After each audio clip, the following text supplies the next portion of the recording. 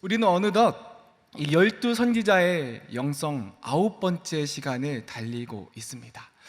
우리가 이제 이 선지자들의 영성에 대해서 여러분 살펴보고 있는데요, 영성이란 무엇을 의미할까요? 오늘 이렇게 샤론 성가대 찬양을 듣고 있는데요, 여러분 가슴이 이렇게 뭉클해지지 않습니까? 물론 우리 교회에 많은 성가대들이 있지만 우리 샤론 성가대 또 어르신들께서 찬양하는 모습을 보면 그 영성이 우리에게 느껴지게 마련입니다. 그 어느 누구보다도 힘있고 아름다운 목소리로 정말 그 열과 성을 다해서 찬양하는 그 음성을 들을 때면 우리의 심령이 정말 감동을 하게 되죠. 다시 한번 귀한 찬양 감사드립니다. 네, 여러분 영성이라는 것은 개인이나 혹은 공동체가 가지고 있는 영적인 성품을 의미합니다. 그래서 우리는 누구나 다 각각의 영성을 가지고 살아갑니다. 누구나 그런 영적인 성품이 있기 때문이죠. 그런데 우리가 이제 이 영성을 알기 위해서 가장 먼저 깨닫고 알아야 하는 사실은, 그렇다면 그 영성을 가진 누군가가 어떤 상황에서 어떤 모습으로 살아갔냐라는 사실입니다. 우리가 샤론성가대의 찬양을 들으면서 정말 깊게 와닿는 것은 이 찬양의 고백이 이분들의 삶의 고백이 담겨있는 영성이기 때문입니다. 우리가 함께 주님 앞에 예배하고 찬양할 때 우리 안에 참된 영성이 발현되는 것은 우리의 삶의 자리에서 역사하시는 그 주님을 바라보며 나아갈 수 있기 때문입니다. 여러분, 영성이라는 것은 그런 것입니다. 내가 어느 자리에 서 있는지, 내가 어느 시대를 살아가고 있는지, 내가 어떤 상황을 살아가고 있는지가 우리 영성에 굉장히 중요한 이 영향을 끼치게 됩니다. 그래서 오늘 9번째 선지자인 이 스바냐 선지자의 영성을 알기 위해서 우리는 먼저 스바냐 선지자가 어떤 시대를 살아갔으며 그리고 어떤 정체성을 가지고 살아갔는지에서 먼저 살펴볼 필요가 있습니다. 우리 함께 스바냐 1장 1절 말씀을 함께 읽겠습니다. 시작. 아몬의 아들 유다 왕 요시야의 시대에 스바냐에게 임한 여호와의 말씀이라. 스바냐는 히스기야의 현손이요 아마리아의 증손이요 그다리아의 손자요 구시의 아들이었더라. 아멘. 오늘 1장 1절은 스바냐 선지자가 살았던 시대와 또 그의 혈통에 관해서 성경은 기록하고 있습니다. 그는 어느 시대 때를 살았던 사람이라고 기록합니까? 아몬의 아들 요시야 왕 때에 살았던 인물이라고 이야기합니다. 여러분, 요시야 왕 하면 우리가 지난주 이 하박국 선지자 때도 들어왔지만 하나님의 말씀을 발견하고 종교 개혁을 일으켰던 사람입니다. 그가 개혁을 일으켰던 까닭은 무엇입니까? 그의 할아버지이자 이전 왕이었던 므낫세 왕 때에 너무나 많은 악행이 저질러졌기 때문입니다. 우상을 숭배하고 하나님을 떠나 있고 힘 있는 자들, 권력자들이 잘못되게 횡포해서 가난한 자들을 억압하고 착취하는, 정말 이루 말할 수 없는 암흑의 시기를 걸어갔던 그 왕이 므낫세 왕의 시기였고, 그 이유를 물려받아 이제 요시야가 하나님의 말씀으로 개혁을 하게 됩니다.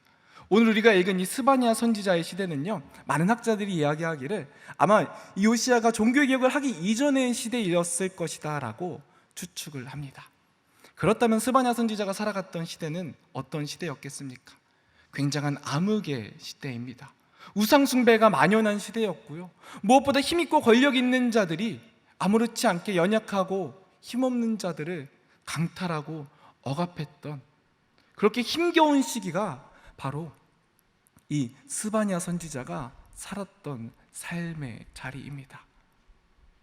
하나님이 살아계신 것처럼 느껴지지 않고 하나님의 능력이 드러나는 것처럼 느껴지지 않는 그런 시대를 스바냐 선지자는 살아왔죠.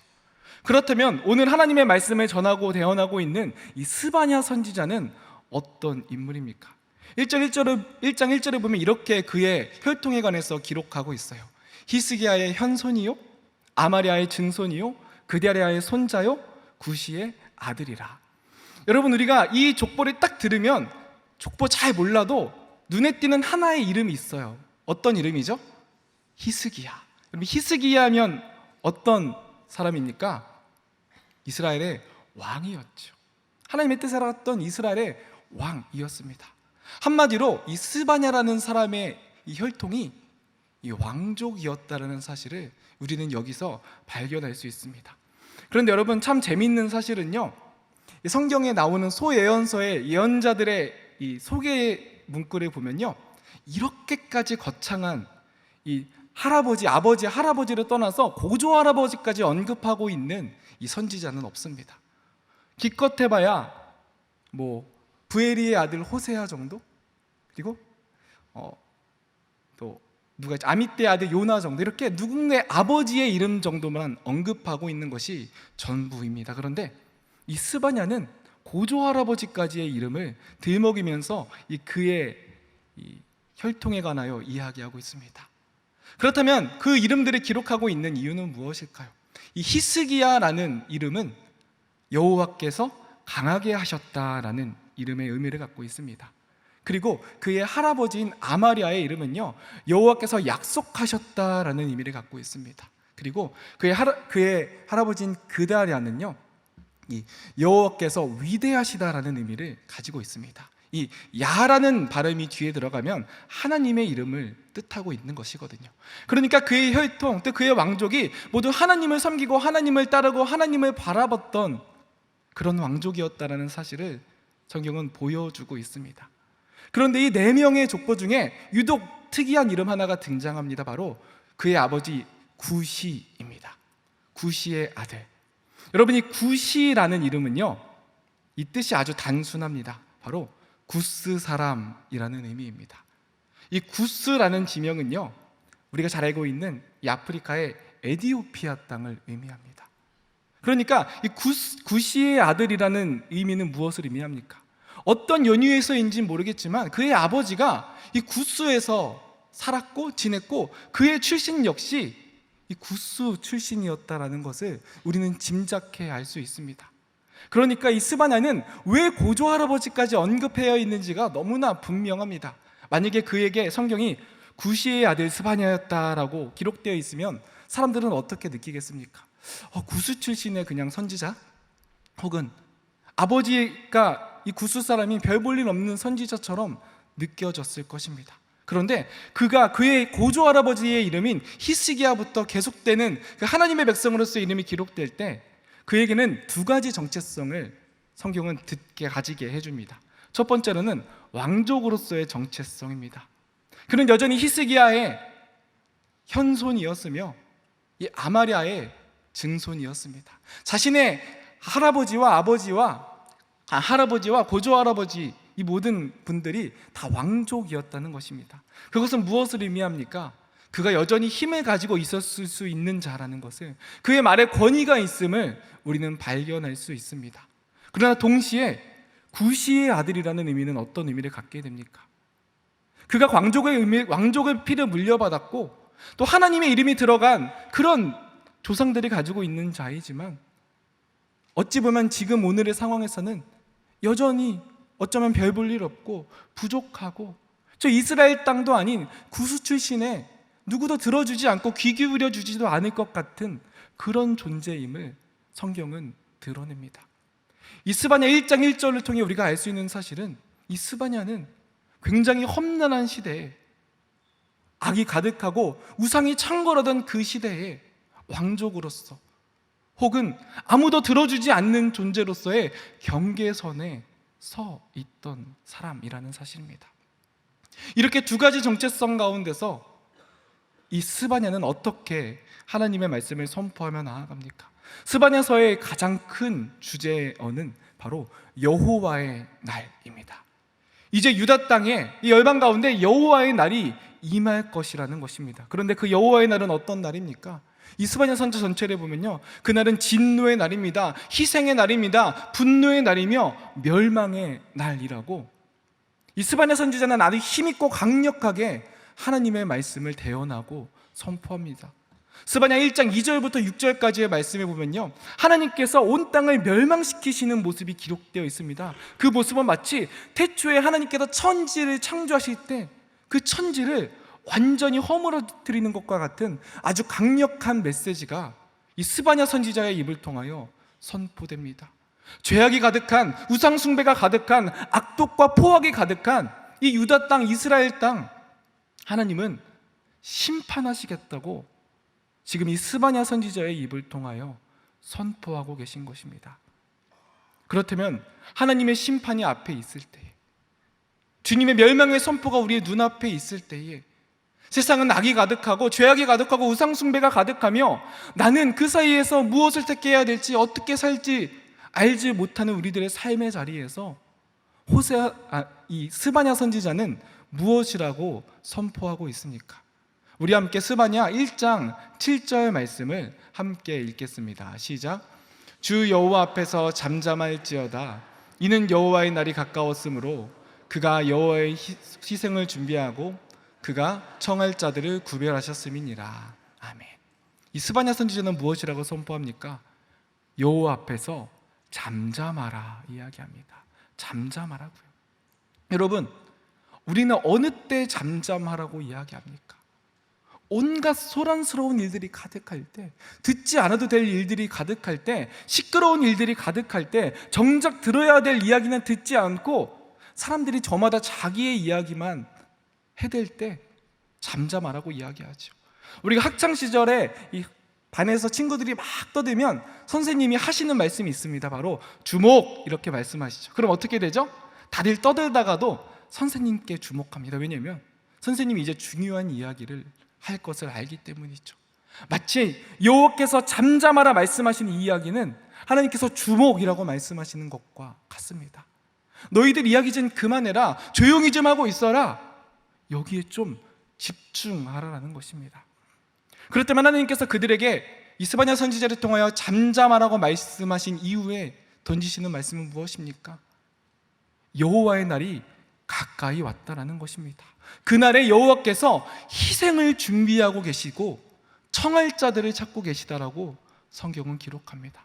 여기서 희생은 무엇입니까? 여기서 희생은 바로 희생 제물을 의미합니다. 하나님께서 이제 희생 제물을, 제사를 준비하고 계시다는 것입니다. 여러분, 이스라엘에게서 이 화목제라는 제사가 있습니다. 이 제사는 어떻게 진행됩니까? 화목제를 드린 사람이 제물을 제사장에게 가져가면 그 제물을 이 제사를 드린 사람과 제물을 드린 사람과 제사장이 함께 먹습니다. 그리고 수많은 사람들을 불러 모아 함께 잔치를 벌이며 화목해하며 그 음식을 먹습니다. 오늘 이 스바냐 1장 7절에서는 우리가 두 부류의 사람을 찾아볼 수 있습니다. 주님은 청할 자를 구별하신다라고 이야기하셨거든요. 먼저는 그 잔치에, 그 음식에 초대받은 사람들입니다. 하나님은 이들을 구별하여 부르시고 이들을 구별하여 찾고 계십니다. 다른 한 부류는 어떤 부류입니까? 바로 이 희생의 날에, 이 여호와의 날에, 심판의 날에 죄로 인하여 죽을 수밖에 없는 존재들입니다. 하나님의 심판의 날이 가까워왔으니 이제는 죽임당하고 멸망할 자들과 그의 잔치에 초청받아서 기뻐할 자들이 구별되어 나누어질 것인데, 너희가 조용히 하고 지금 들으라고 주님께서 이 스바냐 선지자의 입을 통하여 말씀하고 계신 것입니다. 그렇다면 하나님께서 이 스바냐 선지자의 입을 통하여 말씀하시는 멸망할 자들, 벌받을 자들, 파멸할 자들은 어떤 자들일까요? 우리 스바냐서 1장 8절에서 9절 말씀을 함께 읽겠습니다. 시작. 여호와의 희생의 날에 내가 방백들과 왕자들과 이방인의 옷을 입은 자들을 벌할 것이며 그날의 문턱을 뛰어넘어서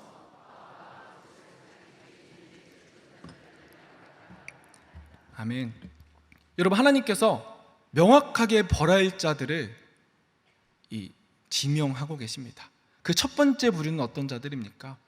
바로 방백들과 왕자들이라고 기록하고 있습니다. 이 왕자들과 방백들은 어떠한 존재입니까? 그들은, 이 방백이라는 것은 당시의 고위의 벼슬아치들을 의미하거든요. 이들은요, 힘이 있는 사람입니다. 권력이 있는 사람입니다. 누구에게나 큰 소리를 칠 수 있는 사람입니다. 자신의 아래에 있는 사람들이 많아서 그들이 한마디 하면 큰 영향력을 끼치는 높은 자리에 있는 사람들이 바로 이 방백들과 왕자들입니다. 사실 이들은요, 별로 큰 소리를 치지 않아도 힘을 가지고 권력을 가지고 있는 자들입니다. 제가 군 생활하고 있을 시절에요, 이 사령관님이 한번 지나가시면 이 부대가 바뀌게 됩니다. 하루는 이 사령관님이 지나가시면서 이 교회를 딱 보시면서 교회 앞에 잡초가 많네라고 그냥 가볍게, 큰 소리도 아니에요, 가볍게 한마디 던졌습니다. 그러자 그날 오후에 온갖 작업병들이 다 와서 교회 앞에 다 풀을 뽑고 있더라고요. 여러분, 권력이라는 것은 이런 것이에요. 크게 힘을 내지 않아도, 크게 소리를 내지 않아도 내가 작게 이야기해도 사람들이 다 귀를 기울입니다. 그렇게 영향력이 있고 그렇게 힘 있는 자들, 권세자들, 누군가에게 영향력을 발휘할 수 있는 자들이 바로 이 방백들과 왕자들입니다. 이들은 어떠한 삶을 살았습니까? 지금 스바냐 선지자가 살아가고 있는 이 시대는 어떠한 시대입니까? 악이 창궐한 시대입니다. 하나님을 저버리고 강한 자들이, 힘 있는 자들이 억압하고 가난한 자들을 억압하고 힘겹게 하는 그런 시대의 방백들과 왕자들입니다. 이들의 성격은 얼마나 포악했겠습니까? 저들은 자신이 착취하고 억압하는 것을 너무나 당연하게 여기며 큰 소리 치지 않아도 그들이 들을 텐데 목소리 내어 큰 소리 쳐 그렇게 억압하는 자들입니다. 하나님은 그러기에 이들을 향하여 너희가 잠잠하라고, 내가 너희를 벌할 것이다 라고 이야기하고 계십니다. 또 등장하는 두 번째 부류는 어떤 자들입니까? 이방인의 옷을 입은 자입니다. 성경은 이들을 이방인이라고 기록하지 않고 이방인의 옷을 입고 있는 자들이라고 기록합니다. 이방인의 옷을 입었다라는 것은 무엇을 의미합니까? 일단 기본적으로는 재력이 있는 사람들이겠죠. 물질이 있는 사람들이겠죠. 그러니까 먼 나라에서도, 이방 나라에서도 있는 문화를 누릴 수 있고 소유할 수 있고 뽐낼 수 있는 사람들이었을 것입니다. 무엇보다 이방인들의 옷을 입고 있다는 것은요, 이 옷이라는 것은 정결과 굉장히 큰 영향이 있거든요. 우리의 정체성을 나타내는 아주 중요한 도구이거든요. 제가 오늘도 나오면서 설교를 할 때 엊그제 새로 산 정장이 있거든요. 새로 산 정장이 있는데 아무래도 색이 밝아요. 그래서 아내한테 이걸 입을까 어두운 걸 입을까라고 이야기했을 때 그래도 어두운 걸 입는 게 조금 더 진중해 보이고 무게 있어 보이지 않냐 해서 이제 입고 왔거든요. 제가 요즘에 살이 빠지다 보니까 다들 너무 어려 보인다 그래가지고 이거라도 무게가 있어 보여야겠더라고요. 여러분, 옷은요 우리의 정체성을 드러내고 나타내줍니다.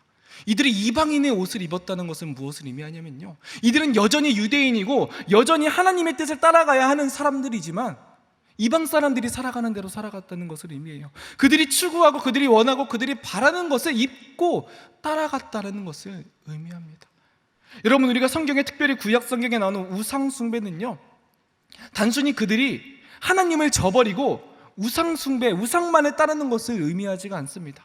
이 시대의 우상 숭배의 대부분의 경우는요 혼합주의예요. 이 혼합주의는 뭐냐면 하나님을 섬기지만 동시에 우상도 섬기는 것을 의미합니다.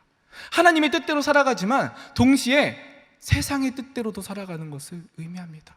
내가 하나님의 말씀을 구하고 하나님의 말씀의 뜻대로 살아가려고 하는 모습들도 가지고 있지만 여전히 내 욕심에 따라서 세상이 말하는 방법대로, 세상이 요구하는 대로, 세상이 잘 나가고 성공할 수 있다고 이야기하는 대로 살아가는 그 삶이 바로 혼합주의라는 것이며, 하나님은 이것을 우상숭배고 음란하다고 우리 가운데 질책하고 계신 것입니다.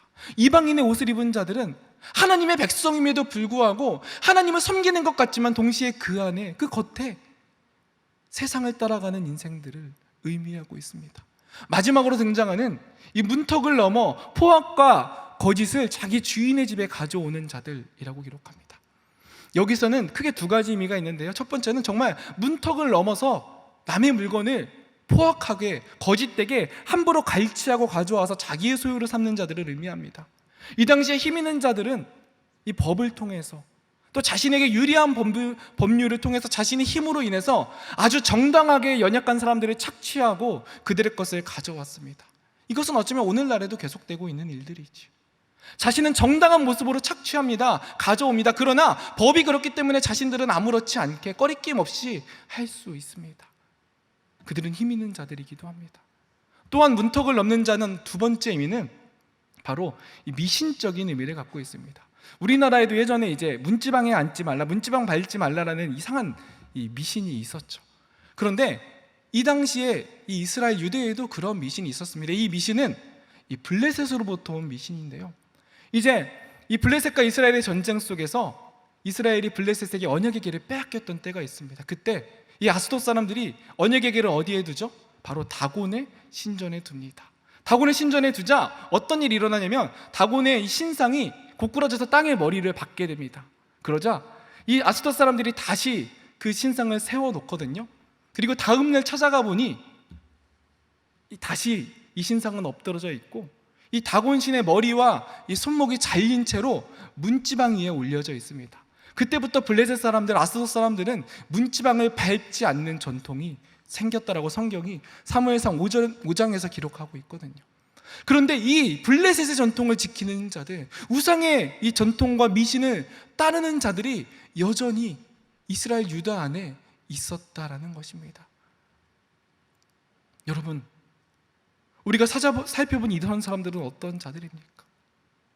왕자들, 방백들, 이방인의 옷을 입은 자들, 포악과 거짓으로 남의 것을 착취하고 빼앗는 자들은요, 큰 소리 칠 수 있는 사람들입니다.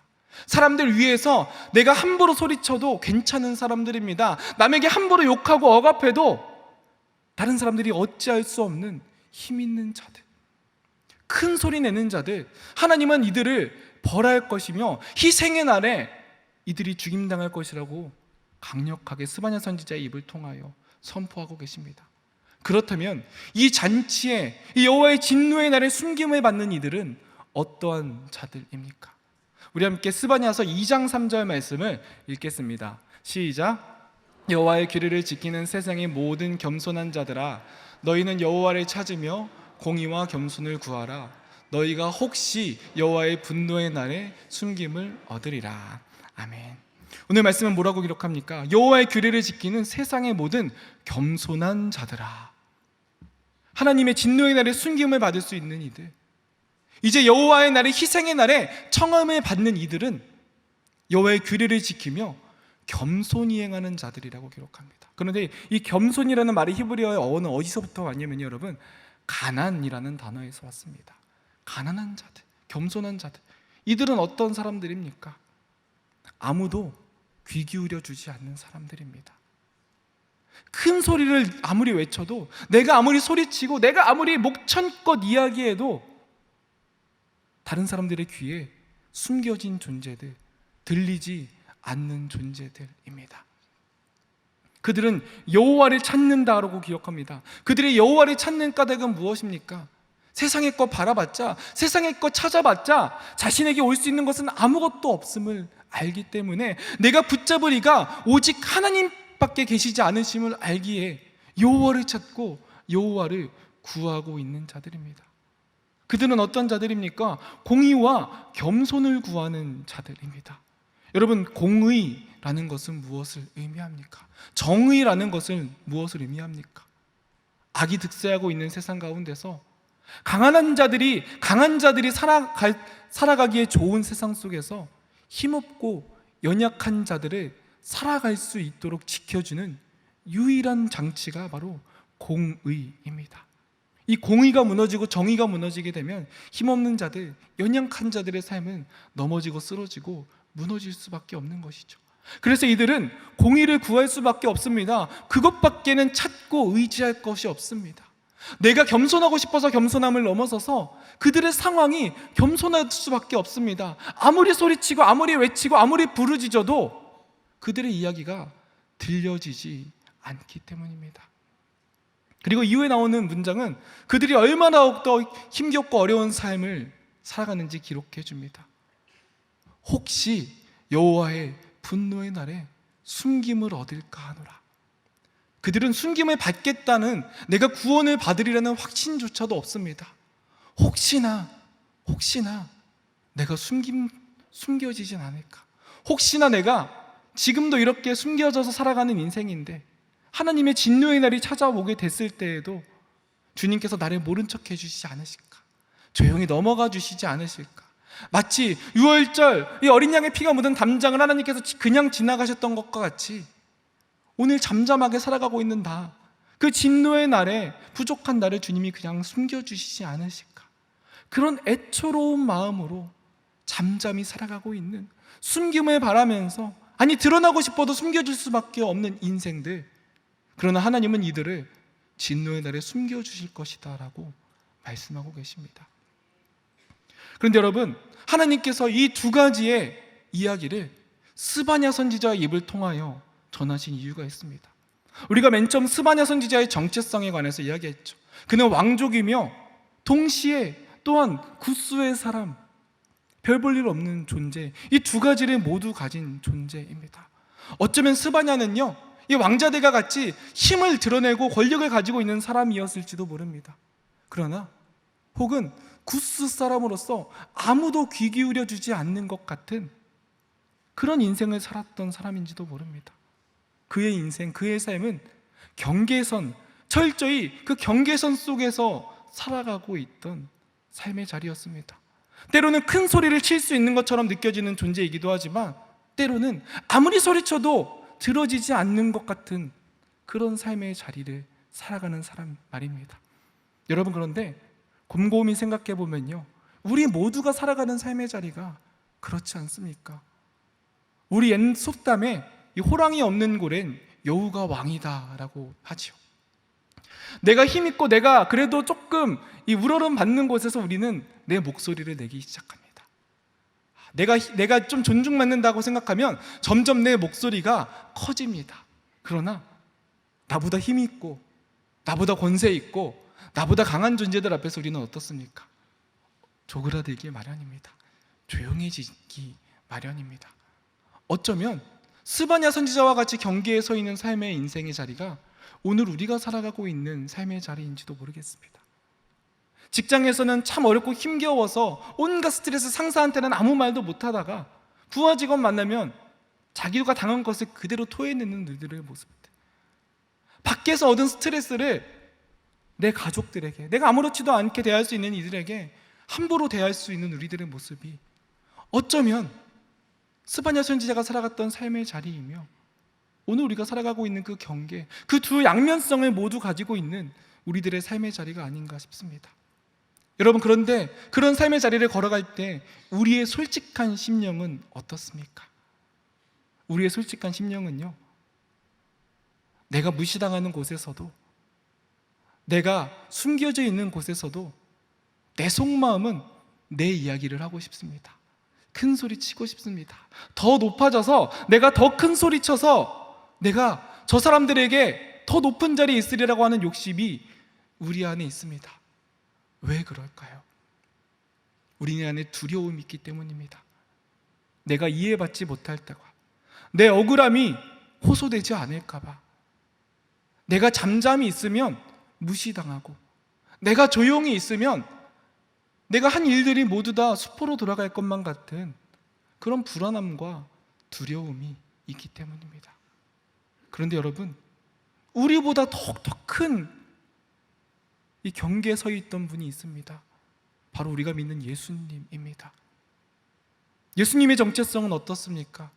그분은 온 땅을 창조하신 하나님이십니다.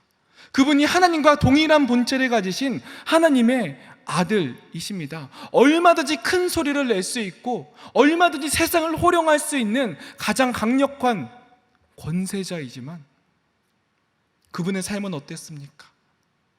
그분은 잠잠히 조용히 십자가를 지십니다. 그분은 자신을 억압하고 자신을 배신하고 자신을 죽이는 저 은혜도 모르는 이를 향하여 함부로 외치거나 큰 소리치거나 하지 않으십니다. 오히려 잠잠히 자기의 길을 걸어가십니다.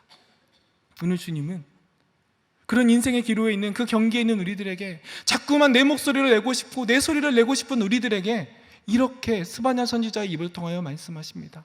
너희는 여호와 앞에 잠잠하라. 잠잠하기 쉽지 않습니다. 내가 이룬 것, 내 억울함, 나 잘난 거 다 드러내고 싶기 때문입니다. 내가 이야기하지 않으면 아무도 들어주지 않을 것처럼 느껴지기 때문입니다. 그러나 여러분, 우리가 숨는다고 해서, 우리가 주님 앞에 잠잠히 있는다고 해서, 우리가 주님으로부터 도망치고 숨는다고 해서 어찌 숨을 수 있겠습니까?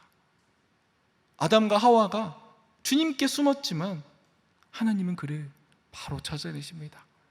요나가 멀리 하나님을 떠나 다시스로 도망하려고 했지만 하나님은 그가 계신 어디에나 계십니다. 여러분, 우리가 잠잠해 있고 우리가 조용히 있는다고 해도, 우리가 아무리 들어주지 않을 것처럼 불안해한다 해도 하나님은 우리의 모든 소리에 귀 기울여 주고 계시고 우리의 모든 음성과 신음을 듣고 계신 주님이십니다. 그래서 스바냐 3장 17절에서 스바냐 선지자는 이렇게 노래하고 있는 것입니다. 우리 함께 3장 17절 말씀 읽겠습니다. 시작. 너희 하나님 여호와가 너희 가운데에 계시니 구원을 베푸실 전능자이시라.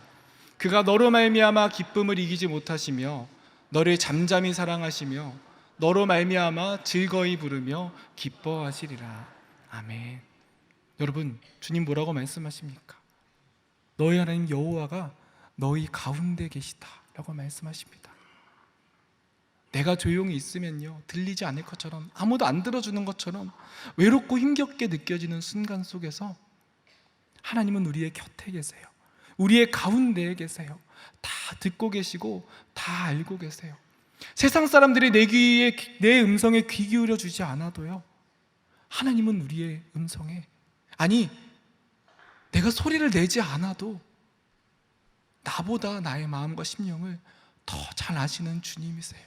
그는 전능자이세요. 무엇보다 이기지 못할 기쁨으로 우리 가운데 함께 하시는 분이 주님이세요. 여러분, 우리 안에 부족함이 가득하다고 느끼면요, 이해받지 못하고 인정받지 못하다고 느끼면요, 계속 큰 소리 치고 싶고 그걸로 나의 존재를 증명해내고 싶고 내가 큰 소리 쳐야만 뭐라도 된 것처럼 느껴지지만, 사실 우리가 잠잠히 있어 보면요, 아, 내가 왕족이 아니라 구스 사람의 아들이었구나. 내가 구원받기에 마땅한 존재가 아니라 죄인으로부터 죽을 수밖에 없는 존재였구나. 내가 잠잠할 때 알게 되거든요. 잠잠한 사람만이 그것을 깨달을 수 있거든요. 그때 우리 잠잠한 가운데 우리와 함께 계시는 전능자 하나님을 발견하게 됩니다. 그 하나님은요, 우리로 말미암아 기쁨을 이기지 못하시는 주님이세요. 너무나 기뻐하시고 우리 한 사람 한 사람이 너무나 귀하고 소중해서 우리를 위해서 모든 것을 내어주신 그 하나님이 우리 안에 계시다라는 사실입니다. 또한 하나님은 우리를 어떻게 사랑하십니까? 잠잠히 사랑하신다라고 성경은 기록합니다. 우리가 잠잠히 주님 앞에 나아가면요, 내가 아무것도 안 한 것 같고 못할 것 같고 정말 내가 너무나 피곤하고 곤고해서 이제는 부르짖을 힘도 없이 잠자는 그 순간 속에서 하나님은 우리에게 잠잠히 찾아와서 잠잠히 주님의 품으로 안아주신다는 것입니다. 그리고 우리로 말미암아 기뻐하신다는 사실입니다. 여러분, 어쩌면 우리는 살아가면서 너무나 지치고 곤고해서 숨고 싶은 순간들이 우리 안에 가득 찾아옵니다. 무엇보다 하나님의 심판의 날에 내 죄가 부끄러워서 두려워서 숨을 수밖에 없는 존재들, 내가 스스로 그렇게 느끼고 깨닫고 고백하기 시작할 때 하나님은 우리를 진노의 날에 숨겨주시며 여호와의 그 잔치에 우리를 초청하여 주십니다. 여러분, 스바냐 선지자의 이름의 의미는 여호와께서 숨기셨다라는 의미입니다. 우리가 스스로 죄인임을 알고 우리가 부족한 자임을 알고 겸손히 주님 앞에 나아갈 때 하나님은 우리의 죄를 눈을 가리고 모른 척 해주신다, 숨겨주시겠다 말씀하십니다. 그분은 우리를 죄로 인하여 숨겨주십니다. 그러나 우리의 그 부르짖음, 작은 신음에도 하나님은 응답해 주시는 주님이십니다. 우리가 잠잠히 주님 앞에 거할 때에, 우리가 내가 아무것도 할 수 없어서 소리칠 힘조차 없는 연약한 길을 걸어갈 때에 하나님은 이길 수 없는 기쁨으로 그 누가 하나님께 숨을 수 있겠습니까? 우리가 잠잠히 나아갈 때 주님은 우리의 잠잠함을 보시고 우리를 찾아와 주십니다. 우리의 잠잠함이 하나님으로부터 숨을 수 없습니다. 그렇기에 우리는 큰 소리 치지 않고 잠잠히 살아갈 수 있는 것입니다.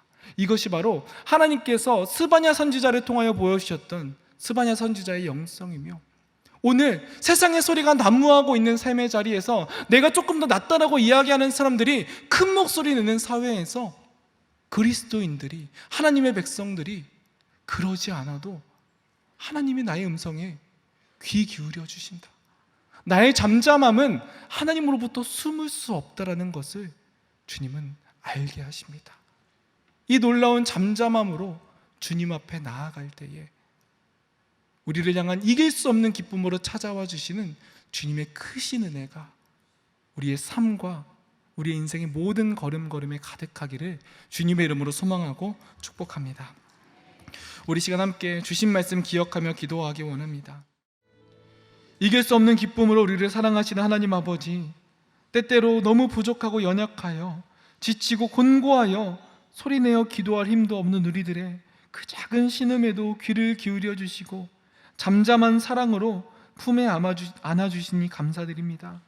우리가 우리의 연약함과 제약을 주님 앞에 회개하며 나아갈 때에 불쌍히 여겨주시고 날마다 주님 앞에 스스로를 돌아보며 겸손한 마음으로 잠잠히 나아가는 주님의 백성 되도록 인도하여 주옵소서. 매일매일 맞이하는 인생의 경계의 사이에서 주님을 찾으며 그 사랑 의지하며 나아가는 주님의 자녀 되도록 은혜를 허락하여 주옵소서. 우리 구주 예수 그리스도의 이름으로 기도드립니다. 아멘.